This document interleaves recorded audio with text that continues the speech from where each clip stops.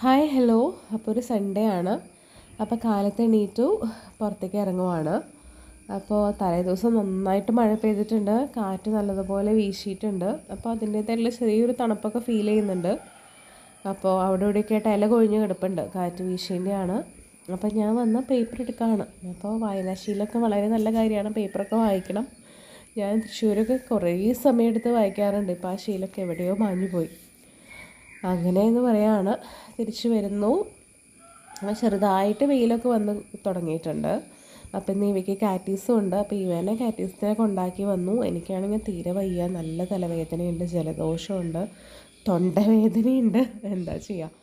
അപ്പോൾ അന്റോണിയോനാണെങ്കിൽ ഇന്നലെ പല്ല് പറിക്കാൻ വേണ്ടി കൊണ്ടുപോയിട്ടുണ്ടായിരുന്നു. അപ്പോൾ അവൻ ഡോക്ടറിൻ്റെ കയ്യിൽ നിന്ന് പല്ല് ചോദിച്ച് വാങ്ങിച്ച് കൊണ്ടുവന്നിട്ട് ഇങ്ങനെ വെച്ചേക്കുവാണ്. അവന് ടൂത്ത് ഫെയറിക്ക് കൊടുക്കണം എന്ന് പറഞ്ഞിട്ട് അവനതൊക്കെ തുറന്ന് നോക്കുവാണ്. അപ്പോൾ ഞങ്ങളാണെങ്കിൽ ഇന്നലെ സൂപ്പർ മാർക്കറ്റിൽ പോയി തിരിച്ചു വന്നിട്ട് ഫിലിം കാണാനൊക്കെ പോയായിരുന്നു. അപ്പോൾ ആകെ ഒരു ഹരിബറിയായിരുന്നു. അപ്പോൾ വീടൊക്കെ സത്യം പറഞ്ഞാൽ ആകെ അലങ്കോലമായിട്ട് കിടക്കുവാണ്. അപ്പോൾ നേരം ഉണ്ടായില്ലേ, വൈകിട്ടായിരുന്നു. അപ്പോൾ അതൊക്കെ വൃത്തിയാക്കണമല്ലോ.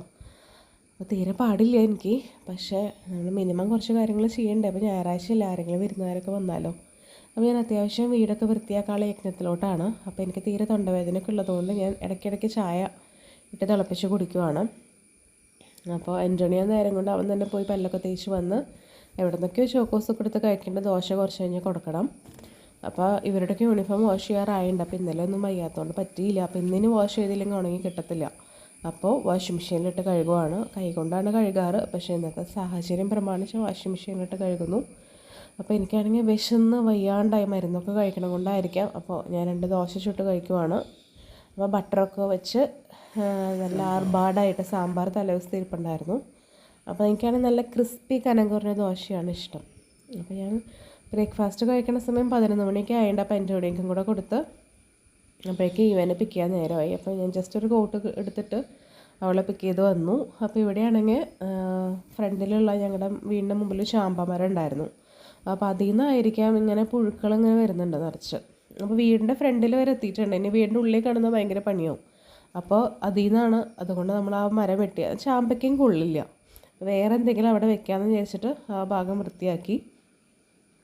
അപ്പോൾ അത്യാവശ്യം പുല്ലും കാര്യങ്ങളും ചെടികളൊക്കെ ഒക്കെ വെട്ടി ഏട്ടായി അമ്മച്ചും കൂടെ ഫ്രണ്ടിലിരുന്ന് വിശേഷങ്ങളൊക്കെ പറഞ്ഞിരിപ്പുണ്ട്. അപ്പോൾ ഇതാണ് ചാമ്പമരം. ഇതിൻ്റെ ഇലയുടെ ഒരു പ്രത്യേകത കണ്ടോ, ഉള്ളിൽ നല്ല ഡാർക്ക് ഗ്രീനും പുറത്ത് യെല്ലോയിഷും, ഉണങ്ങിയ ഇല പോലെ പുറം ഭാഗം. അപ്പോൾ അങ്ങനെയൊക്കെ വെട്ടിനി അതൊക്കെ വൃത്തിയാക്കണം. ഏട്ടായിക്ക് അവധി കാരണം നല്ല ഉഷാറായിട്ട് പരിസരമൊക്കെ വൃത്തിയാക്കിക്കൊണ്ട് നടക്കുന്നുണ്ട്. അപ്പോൾ എനിക്കൊരു ഡോളവും കഴിച്ച് കിടക്കണം എന്നുണ്ട്, പക്ഷെ ഉച്ചയാവാറായല്ലോ. അപ്പോൾ പിന്നെ ഉച്ചക്കത്തെയും കൂടെ ഭക്ഷണം കഴിച്ച് എല്ലാം സെറ്റാക്കിയിട്ട് കിടക്കാം. പിന്നെ കുറച്ച് നേരം കിടക്കാമെന്ന് വിചാരിക്കണം. അപ്പോൾ ഞാൻ കുറച്ച് നേരം പുറത്തിരുന്നു, കിളികളൊക്കെ വീക്ഷിച്ച് ഇങ്ങനെ ഇരിക്കുന്നു. അപ്പോൾ മീൻ വറക്കാൻ വേണ്ടി പുരട്ടി വെച്ചിട്ടുണ്ടായിരുന്നു. അപ്പോൾ മീൻ വറുത്ത് തലേദിവസത്തെ മോരുകറിയൊക്കെ ഉള്ളത് കൊണ്ട് എളുപ്പമായി. അപ്പോൾ ആ നേരം കൊണ്ട് ഞാൻ അലക്കി വിരിച്ചിട്ടു. അപ്പോഴേക്ക് ഞാൻ ഓഫായി. അപ്പോൾ ചോറുണ്ണുന്നതിന് മുൻപ് തന്നെ വീടൊക്കെ അത്യാവശ്യം വൃത്തിയൊക്കെ ആക്കി എല്ലാം സെറ്റാക്കി ഞാൻ കിടക്കായി. വേഗം മാറിയാൽ മതിയായിരുന്നു മെഡിസിനൊക്കെ എടുക്കുന്ന കാരണം. ഒരു സുഖമില്ല.